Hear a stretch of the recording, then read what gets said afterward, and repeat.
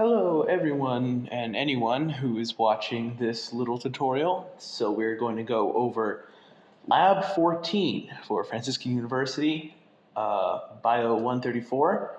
This is the circulatory system number 1, and we're going to go over some basic cat anatomy concerning the circulatory system. So you gotta bear with me, I might struggle a little bit finding some things. I kind of reviewed this quickly, but we're going to go over some basic anatomy. So first, we have the muscular system here, and that is the heart. I'm sure a lot of you already know that.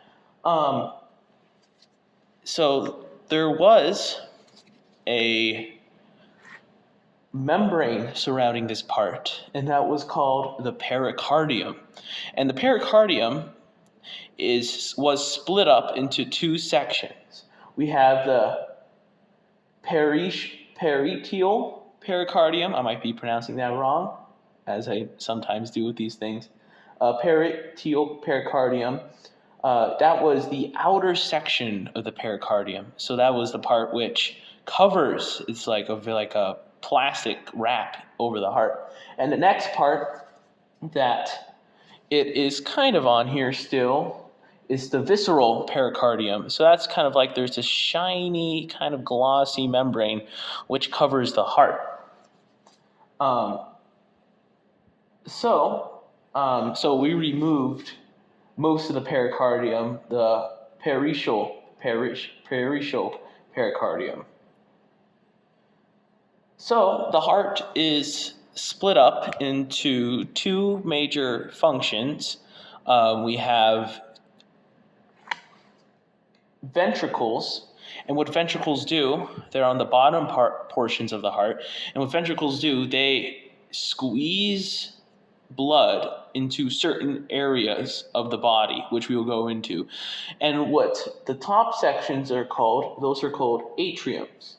And atriums, think of them as like they suck in blood into the heart, which then feed into the ventricles. So there's 4 chambers of the heart. We're going to have our right ventricle. It's to the cat's right. The right ventricle takes in blood from throughout the body. We're going to discuss which parts those are. And then this part contracts, and then it feeds into, there's a one-way valve, and it contracts, the ventricle is like kind of like the dorsal portion of the heart, and we have these little flaps. Those are called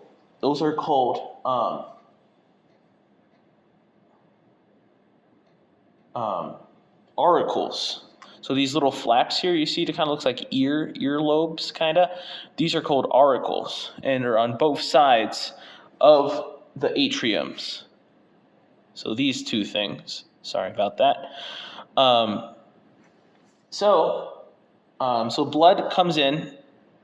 Low oxygenated blood comes in to the auricle, the right auricle, and then the right auricle contracts, and then this, the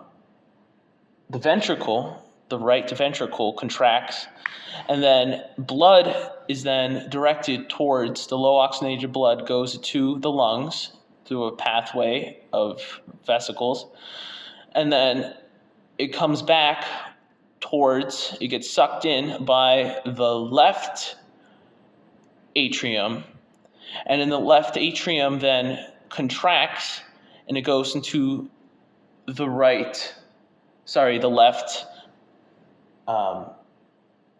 ventricle, and left ventricle contracts, and then it goes throughout the whole body, and the loop continues.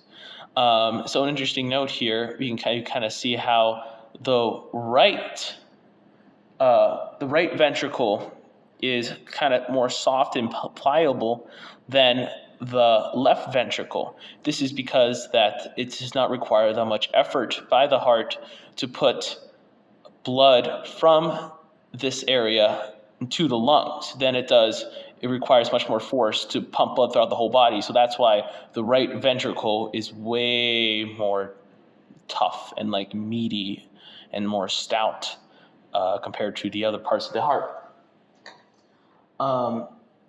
So now we're going to talk about, so there's this little division here. It's called the coronary sulcus.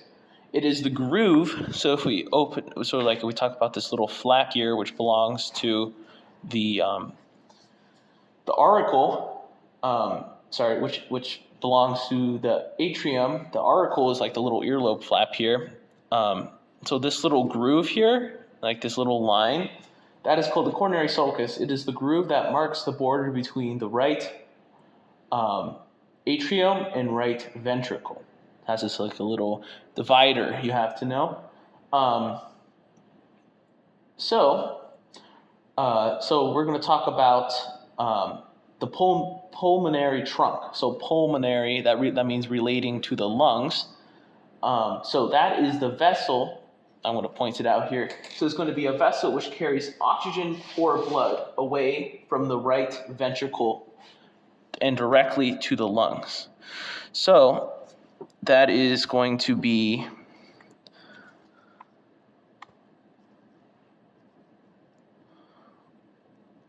hold up. So this is the aorta here. We're going to discuss that later.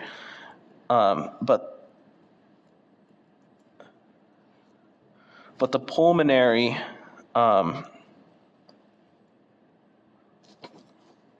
that will be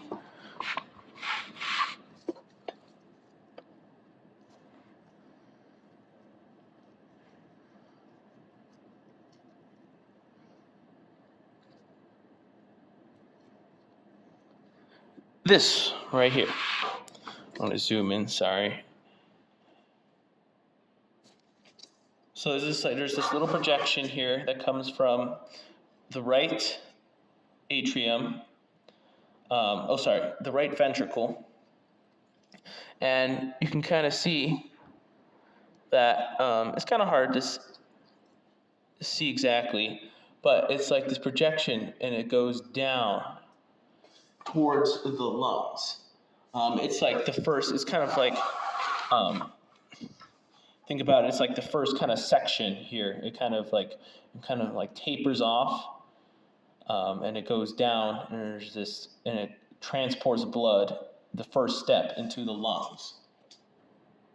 Sorry about that. So now we're going to talk about a very important structure here.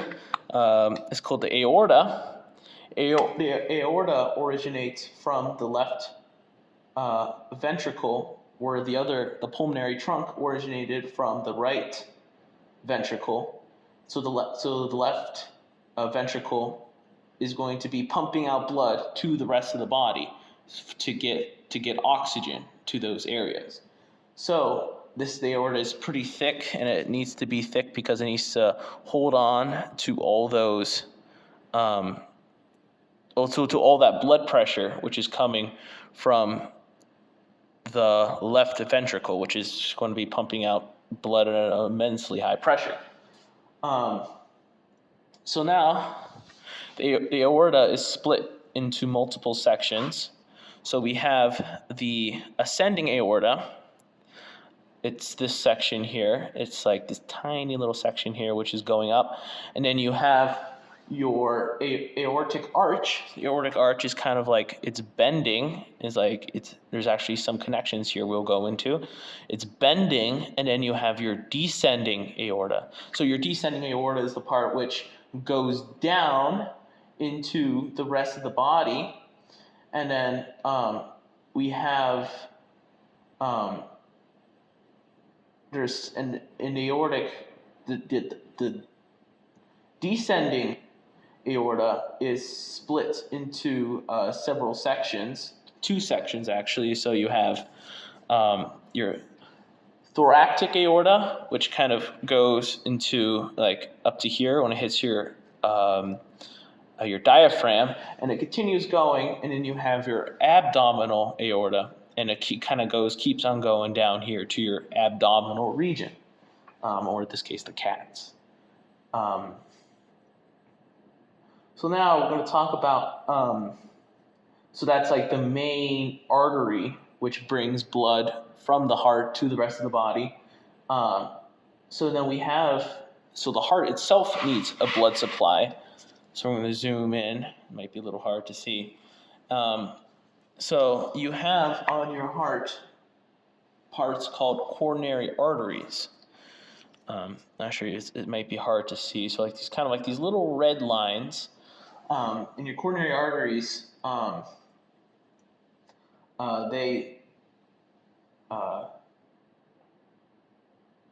they leave the base of the ascending aorta.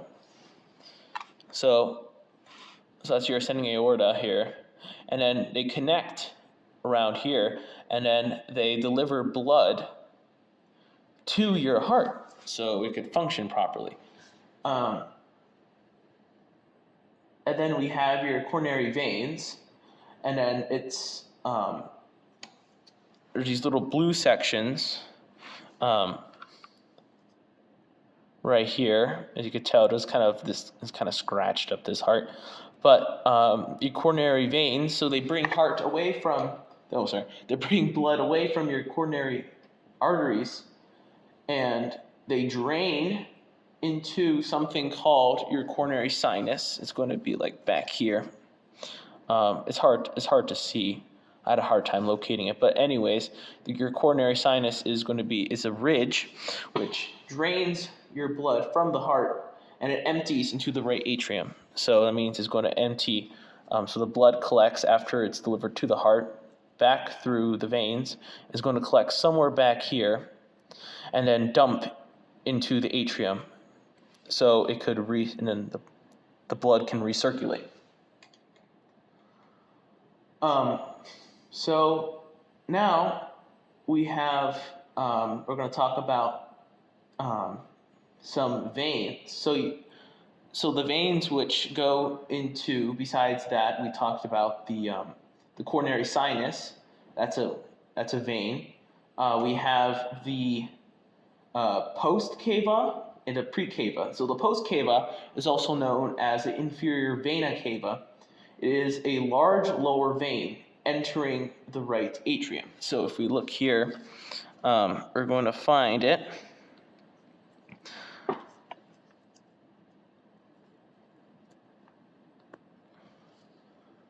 Bear with me.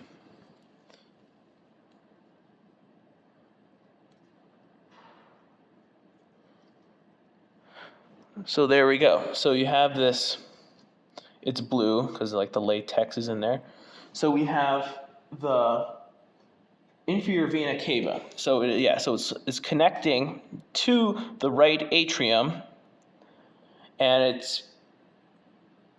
the pre-cava and post-cava, like the superior inferior vena cava, connect to the atrium. So this is like, as we said, the atrium is like this section here, which pumps blood from the atrium into the ventricle.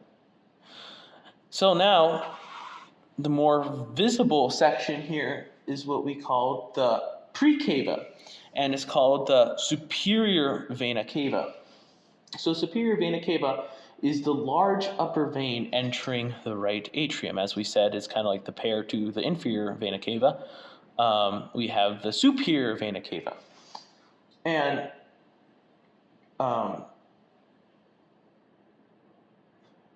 so for the pre-cava, we have, if we're gonna follow this like a roadmap, so you have the blood draining into these sections. So the first part, from the base of the atrium, we go up. We see this kind of just like this little veiny structure here, just two of them. And what these are your internal thoracic veins, or vein, because it's split. So it's a mid-ventral branch from the pre-cava, your superior vena cava, and it drains the thoracic wall. And if we look, we zoom out a little bit, if we peel this open, you can see that trying to find the connection, where there's this part where this, I believe it's actually right here, yeah, where the internal thoracic vein connects to your sternal area. So you have these parts which kind of run along here, and that supplies blood to your sternum region, your sternal region. So that's kind of like the first vein you hit if you follow the trail up from the superior vena cava. So next we have these two very apparent veins, and they've kind of formed this kind of right angle here. They kind of very symmetrically split, and that's called your innominate vein. Those are called your innominate veins. So your innominate veins, they split and they kind of form all these little crossroads, like these little roads, these smaller roads throughout pathways. So we're going to go off the cat's left for these future ones, these future veins, which kind of come off the innominates. So now the next vein we're going to look at. So if you follow the innominate, so you can kind of see there's like this new crossroad here. And thank you for bearing with me. It's all kind of new to me too. We have this new crossroad. So you have one going left to our left and one going to our right. So that is called, the one, we're going to point at this one. This vein right here. So that is called your subclavian vein. So why is it called the subclavian vein? Because it goes underneath the cat's, sorry, did I say it? Yeah. So this is the subclavian vein. Sorry, I'm not sure if I said that. I think I did. Subclavian vein goes underneath the cat's clavicle. So the subclavian vein further continues. If you keep on following the subclavian vein, so the subclavian vein keeps on going, and we could see it travels to become two different more parts. So we have the part which runs in this section. It's kind of hidden, but that's called your auxiliary vein. That's also another word I hard to pronounce. But auxiliary vein, that's the part that goes underneath your armpit region. And continuing, you have your subclavian vein, and it brings blood from the cat's forearm into the auxiliary vein and back into the subclavian vein, which then connects to the innominate vein, which then connects to the superior vena cava. Which is down here. So that's kind of the pathway that follows. So now we have, if we kind of back up, so we kind of took the route of the subclavian vein, which is kind of this, but if we took a left here, we go down what is called the external jugular vein. So external jugular vein is kind of like following, that's kind of where we get the jugular from, like got him in the jugular, cut him in the jugular. So this is the vein that they're talking about. So external jugular vein, it's the vein originating above the point where the subclavian splits for an innominate vein. As we said, that's the subclavian, and this is the jugular, external jugular. And the internal jugular vein, I haven't been able to find it, but it would run. I think it might have got torn up. It would run alongside the windpipe, so it's much smaller than the external jugular vein, but it drains blood from the skull into the innominate vein. So I've been having a hard time finding that particular one, but we will not worry about that right now. Just know that it's closer to the windpipe than the external jugular vein. So now we're going to talk about the transverse scapular vein. it drains blood from your shoulder and it connects around your jugular. So that is right here. So if you follow, hold on, let me zoom in. So if we follow the path of the jugular vein, it drains. We have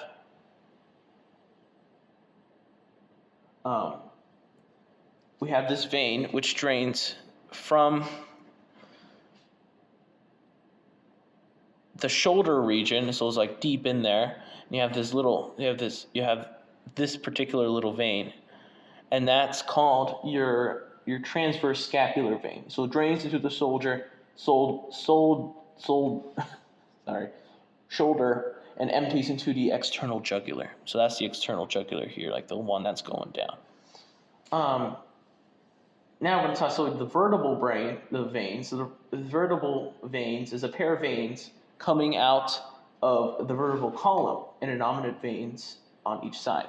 So these we kind of have to look down here, and so it's a bit kind of below all these crossroads we kind of talked about before.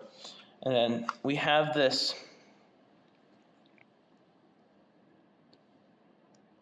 kind of projection downwards. And then this is kind of hard. I kind of have to dig around. I have to dig around for this for a little bit. But so this projection downwards, that is called our vertebral brain. It drains the vertebra of deoxygenated blood. So now a zygos vein. So the zygos vein is unique because all these structures that we have talked about so far, you could find them both on the left and right side of the cat, left and right, according to the cat's anatomy.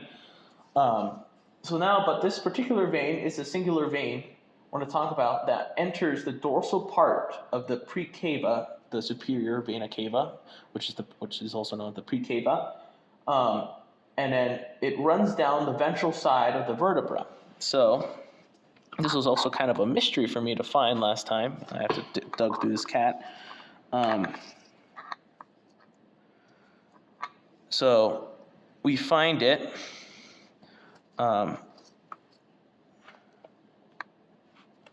There. Kind of push apart all the viscera here and whatnot. And then you see this vein.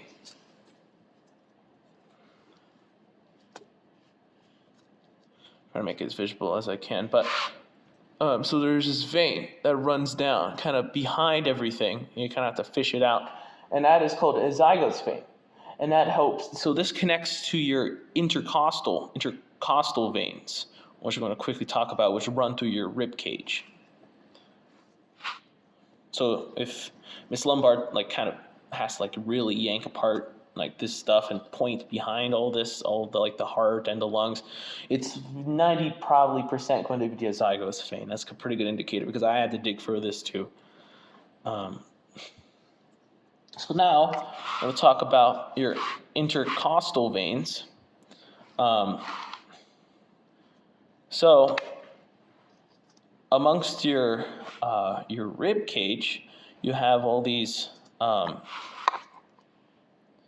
Trying to find the blue, but you see there's you kind of see there's you see the red. So these are veins, these are arteries, and then it's hard to pick them up, but there's also veins which travel from these areas, from the intercostals, to the azygos vein. So the azygos vein drains the intercostal veins of their blood and back into circulation. So then we have the opposite of the intercostal veins. We have the intercostal arteries, and they supply blood. So these are the ones, the red things I pointed out. So these supply blood straight into they supply blood for the intercostal region.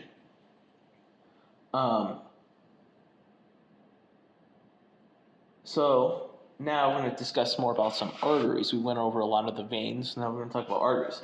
So we have,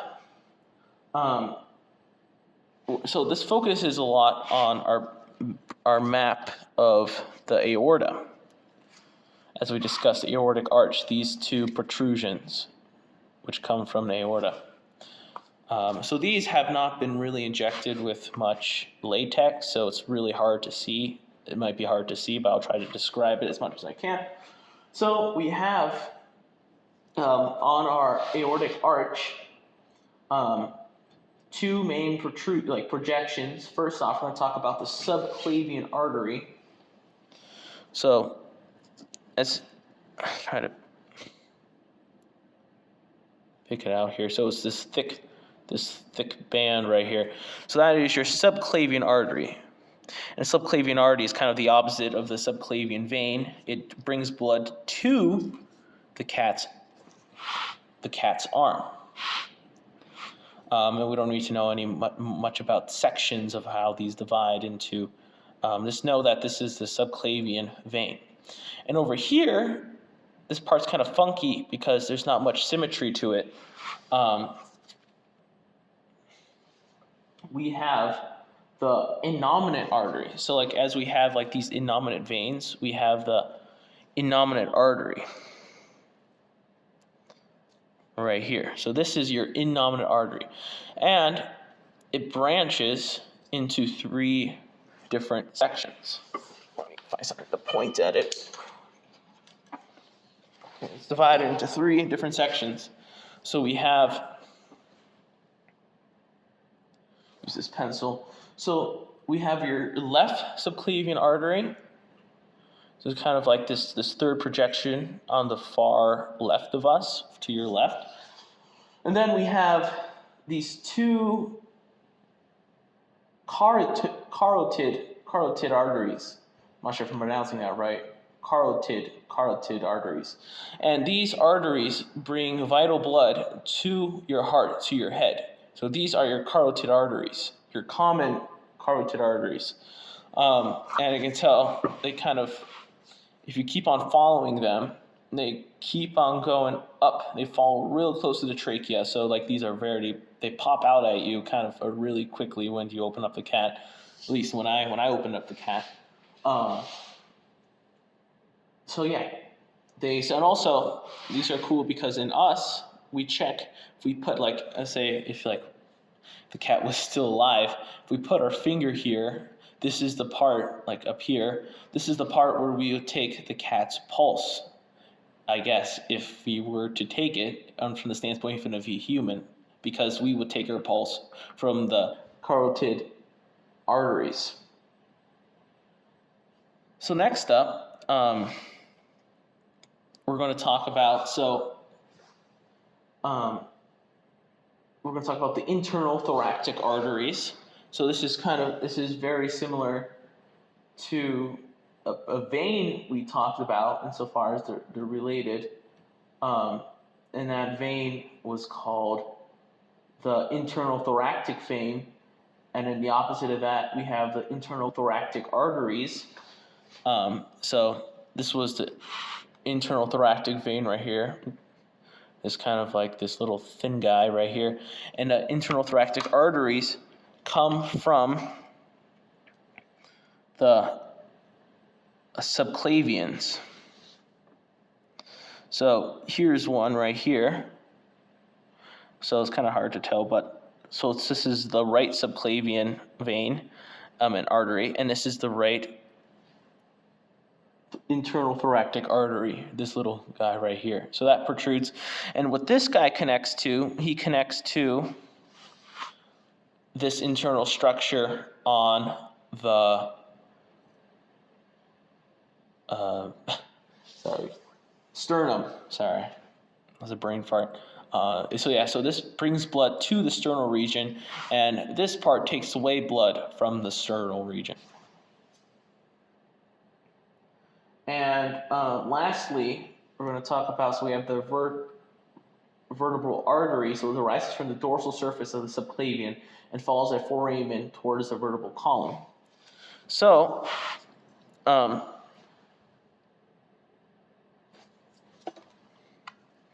if you look at our subclavian,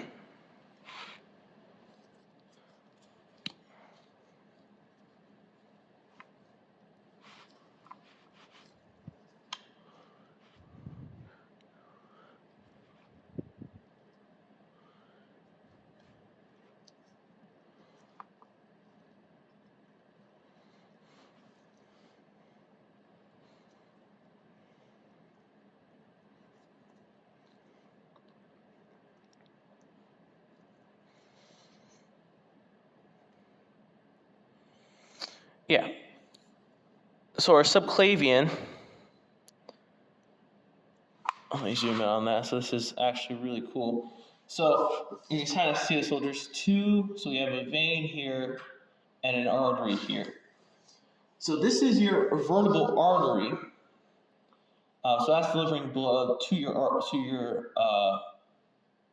vertebra, and this is your vein. It's taking away blood from your vertebra. And these are cool because what that vein is, that is called your, I believe, your vertebral vein. Sorry.